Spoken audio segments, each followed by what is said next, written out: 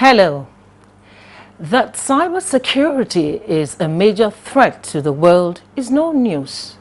What has continued to preoccupy the minds of experts in the information and communication technology sector is how to tame the audacity of cyber criminals who appear to be more daring by the day. Now, for Nigeria, there is even more reason for worry as the National Information Technology Development Agency, NITDA, has revealed that over 90% of ICT facilities in government ministries, departments and agencies are compromised. This means that Nigeria is vulnerable to cyber attacks and could lose so much in a world that is driven by ICT. Now, to put the question directly, is Nigeria under cyber threat? And what can it do to remedy the situation if the answer is yes? This is our focus on Nigeria today. I am Joy Osiagu.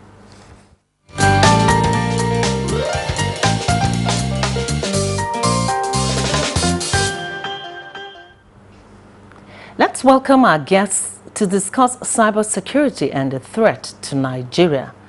Dr. Usman Gambo Abdullahi is the Director, Information Technology and Infrastructure Development, NITDA. Good to have you join us on the program, sir. Pleased to be here. Cybersecurity expert, Mr. Michael Olugbemi, is an incident responder with the Cyber Defense Ultimate Synergy. Thanks for joining us on the program, Mr. Michael. Good evening. Now, I'll start with you, Dr. Usman. What do you make of the declaration by NITDA DG that the security of over 95% of ICT infrastructure in government agencies is compromised? Yes, NITDA, being the regulator and the developer of the, in charge with the regulation and development of the sector, always carries out activities, research activities, just to ensure that Nigerians are sensitized on how secure our infrastructure are. So the release by the DG is just an awareness creation for agencies of government, for individuals, for experts in the sector to be aware that most of our infrastructure is being compromised. Why? Because of the lack of awareness, knowing that these criminals are always there and are always focusing on ensuring that at least they get access to information. So that is really the crux of the issue of the matter in which the DG tries to bring to the bear. All right, Mr. Michael, let me go to you now. Are we using cyberspace to our advantage, or is Nigeria under serious attack? Okay, I would like to begin by saying the issue of cyber attack from the beginning. You said it's not, it's no new news. Most of the attacks that we see currently might be as a result of vulnerabilities that have been disclosed by all these hardware manufacturing companies, because most of these vulnerabilities that have been used in the let me see, in the computers, the routers, and every other ICT hardware tools that we are used or that we're using in these ministries. So once there is a vulnerability that is being disclosed, now cyber criminals take advantage of that to quickly launch an attack, because first of all there has to be that awareness, and if you are not aware that there is a vulnerability in the device that you are using, then you become vulnerable, and then the cyber criminals can take advantage of that and launch attacks. So that is actually called a threat. For your device to have a vulnerability, it's a threat, but you not knowing that it has that vulnerability now puts you at the risk of being under an attack. And of course you cannot dispute that we are constantly under attack, as seen from the global cyber threat map. Now, 95%, isn't that rather extremely high? Okay, yes, that's very true, because if you look at, it's nothing in how sophisticated the device you are using as a ministry or as a person. It's not how sophisticated the laptop you are using. First of all, I must talk about the foolishness of man, let me put it that way, because not in how sophisticated what you are using that determines whether you come under attack or not, but you as a human being, how you use it, whether you leave your device carelessly open. So there's no level of antivirus or firewall that can prevent anybody from having access. If you leave your laptops and your computers open without any restriction, without any password, you leave your desk and you leave your computer unattended to, that alone can serve as an entry point for an attack, of which secondly I'll talk about also the awareness in these ministries and training and in the ministries, and also the government agencies. The awareness has to be there. For now, a lot of it is not there, apart from the IT department that has a working knowledge of security principles. The common person, let's say the receptionist and every other person in the department, does not know password policies and things like that. So there are very little issues regarding privacy that needs to be faced squarely. We need to know the very small security tips that you as a computer user, as an internet user, should know. All right, talking about security tips, let me come back to you, Dr. Usman. What are some of the common organizational risks in our system? Just as the colleague of mine said, the common issues really are, access is, use of systems, making it available, not being careless about your access to the system, not being sure that you update it with patches of the software, not updating the infrastructure. All these are things that make an organization vulnerable. And the awareness in fact, as far as NIDA is concerned, what we are trying to do from NIDA's point of view is making sure that at least that awareness is created in government agencies. And how are you doing that? Let's go down to the basics, because most people are still new to ICT. Certainly. I mean, that's why one of the critical ways of ensuring that we are creating that awareness is creating a forum whereby we bring all heads of ICT in ministries, departments and agencies, as well as other government agencies together to ensure that at least they are aware of the basic things. Just as the colleague of mine said, making sure that you create you have an update, making sure that the software you're using is not a pirated copy, has a licensed copy, and is constantly updated, making sure that you have an updated device, IT device that is there. So all these, and then of course all these are issues that we are trying to create that awareness, bringing people together and ensuring that they are aware, going down to all other agencies, but focusing specifically on the IT departments because they control all the IT infrastructure within government agencies, ministries, departments and agencies.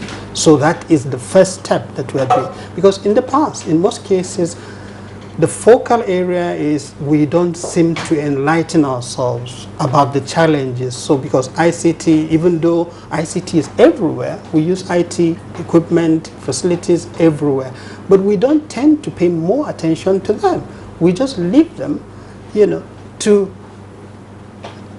be accessed by others. So that is why they are, we are compromised. That's why if the study that we have conducted, because essentially NIDA, in trying to ensure that it has information on IT infrastructure in government agencies, carries out research on a regular basis. And one of the critical areas of focus for us is cybersecurity. And that is why the DG issued this statement by an interim report of our survey indicates that 95%, as was indicated in the release, of government ICT facilities are being compromised.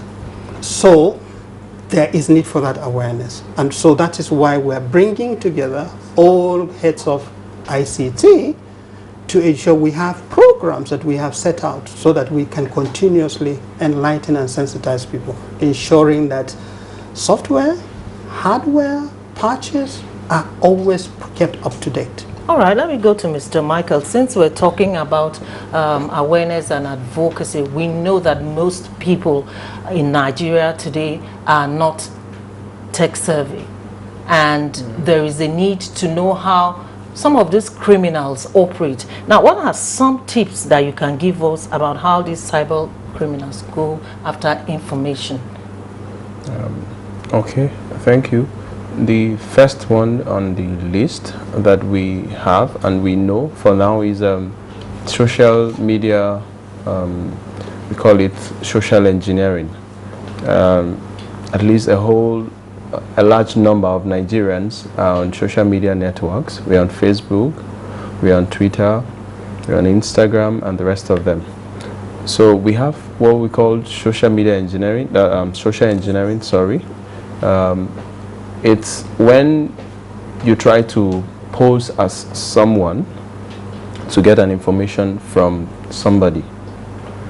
For example, I can say, I am your friend from school, like your schoolmate, and my name is so-so, and I want to do this, or probably I'm stuck somewhere, and it's actually related to the internet fraud, the 419 scope. But social engineering is using that person's intellect to fool him. If I may put it that way. For example, using human weakness to get information, to extract information. For example, very closely related to that is the man-in-the-middle attack, whereby a cyber criminal can intercept oncoming or ongoing messages. For example, from an MD of an organization to the staff, one could intercept that email and change the content before finally allowing the message to reach the intended owners. And in that process, probably I could send a message, for example, posing as the director of company A, and then demanding some form of money or any other service. For example, if that particular director or the person, the owner of the company is not around, it might be abroad, somebody else can send an email to the staff requesting for fund. And that's an example of social engineering. And it's the most common type that we see in Nigeria before going to the technical ones. So social engineering, it's what we should watch out against. At least to a large extent, Nigerians are getting used to that fact that you get unsolicited calls and emails requesting for a certain amount of monies and pretending to be somebody that they know. All right. It's Nigeria Today. We'll take a short break. When we return, we'll continue with our discussion. Stay with us. Coming up on NTA News 24, Nigeria Today, 7:30, Monday to Friday, with exciting anchors on topical issues.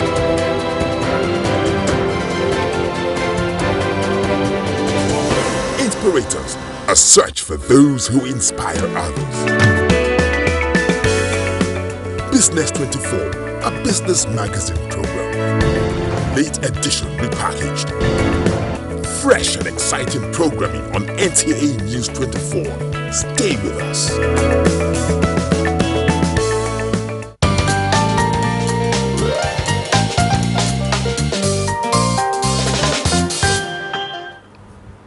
Thank you for staying with us on Nigeria Today. And our topic is how safe is Nigeria's ICT infrastructure. I'll start with you, Dr. Usman. How often do we evaluate these threats, especially in agencies and parastatals beyond social media? In NIPTA, we have what is called a SAT, Computer Emergency Readiness and Response Team. NIDA has a CERT team, other stakeholders too, like the Office of the National Security Advisor and others, they have CERT teams. Now, the teams work 24 hours a day, so they work almost every day, monitoring our cyberspace, ensuring, trying to see whether, where those threats are coming from, and then also working with other relevant stakeholders to ensure that appropriate measures are put in place in order to, to mitigate those kind of threats that are coming. So, in terms of monitoring, it's constant. Now, what are some of the critical areas that are exposed that we really need to monitor? The critical areas that normally are exposed are, of course, our access to facilities, just as we've identified in the statement. Areas, your system, almost everything now uses IT. So your access to your computer, in terms of using your password, you have to make sure that at least your password is yours and you maintain that. In terms of equipment, the common challenge that we have now, especially in government agencies, is we're talking about institutions now. Institutions, exactly. In institutions is having access, internet access. In most cases, we use wireless access. Now, some wireless access points are free. It is always compromising to use on organizational systems to allow. That is why we are focusing on the heads of IT sectors, because they are supposed to control that, not to allow access that are free within the organization, and also to ensure that at least whatever access is there is accurately protected and is constantly monitored. How well trained are those who man these facilities? Right. Now, in terms of training, the challenge we have as a country in Nigeria is having square pegs in round holes in some situations, and that is why we are always vulnerable to those attacks. And what at NIDA, what we are trying to focus on now is ensuring there is professionalism. Those that are in IT departments are professionals in IT, and they have the requisite skills and competencies to manage that infrastructure. That is very critical. At the moment, that is not the case. In ministries, departments, and agencies, you find people that are not, they don't have IT background, that are not working in IT. And that is a challenge. So that explains why we're exposed to this level of risk. Certainly, that is it. And that's why all these issues are happening. Why? Because you have people that don't have the requisite skills and competencies managing infrastructure that is very, very technical, that requires high skill. And the other challenge that we have is making those kind of sensitization and awareness programs easily accessible and available. We know the challenges that we're facing as a country. One of the critical challenges is funding. Government agencies find it difficult to send personnel on training. And that is why NIDA is taking this upon itself. Not necessarily saying that, of course, we'll have to train, but ensuring that those that manage these infrastructures are people with requisite skills. We are working with relevant stakeholders, our parent ministry, Ministry of Communications, the Ministry of Education, and all relevant stakeholders to ensure that that happens. So that is in the process. It is part of the outcome of our study that also indicates that. So we are pushing that to ensure that that happens. All right, let me go to Mr. Michael now. If we want to look at Nigeria and the issue of counter cyber security, do we have a working strategy in place right now? Okay. In 2015, the Cyber Crime Bill was passed. The Cyber Crime Act also was passed. And it had a framework of first of all, identifying critical infrastructures that the nation have, And from there, they got stakeholders together to also put together the risk associated with these infrastructures. And from there, also they moved on to put together policies and checks to make sure that these infrastructures become resistant or ready and prepared to the global cyber attack. So, but is this strategy functional? Okay, yes. Last year I was at a stakeholders forum organized by NEF, that's a Nigerian Electronic Fraud Forum, and there was a communique that was passed after the meeting, and it holds responsible the stakeholders on this. So to a large extent, it's actually warehoused by the NGSAT.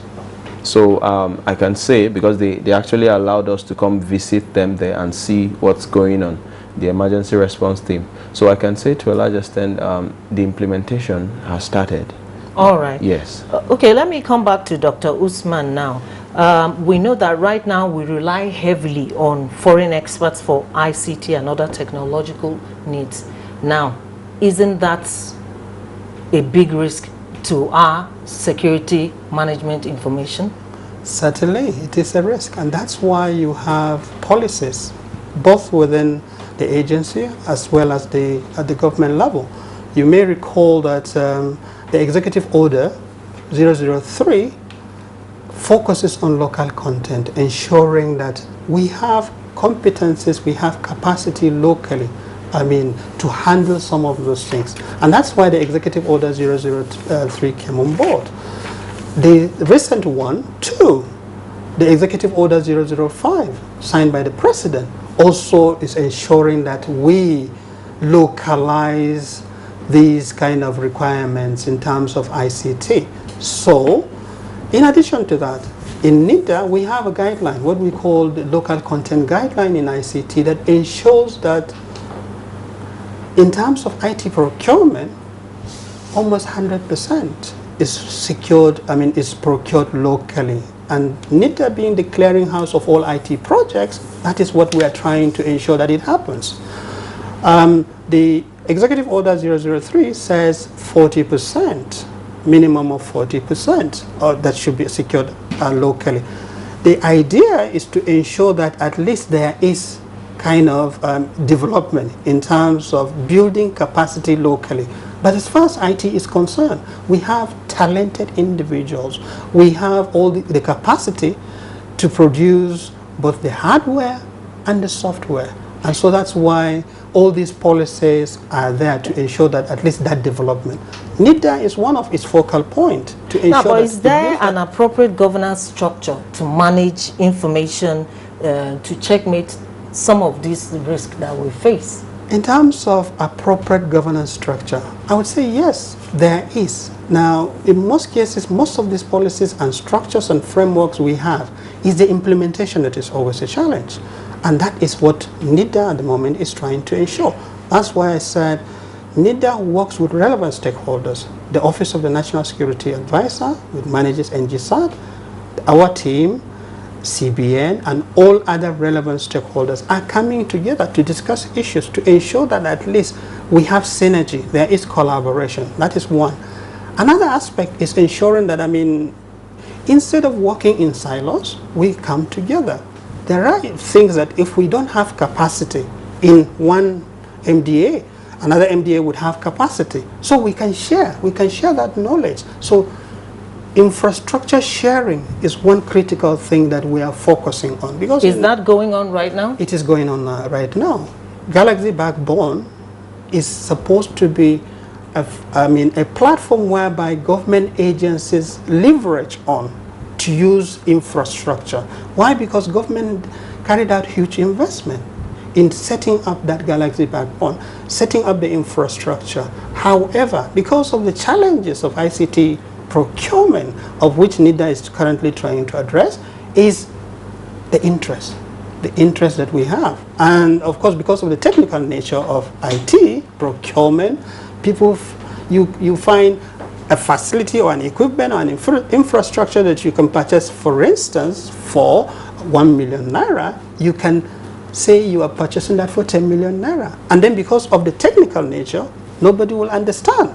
All right, so that's why we're trying to... Time is against us. Let me go to Mr. Michael quickly. Just a quick word of advice to people briefly about what they need to do in terms of precautionary measures. Okay. There's a... First of all, in February, that's this same month, okay, last month, rather, 28, it was the World Privacy Day. And there's an awareness right now to make sure that you protect your device, because your device is your identity. And just your phone, having access to your phone, I can have access to entirely everything, your bank account, your email, and every other thing, your mobile number. So with this in place, I would like to just implore the viewers that your password should be something that only you know, and should also be something that only you, when I mean only you, it shouldn't be shared. Password is not what you share. So make sure your password for any of your device is secretive.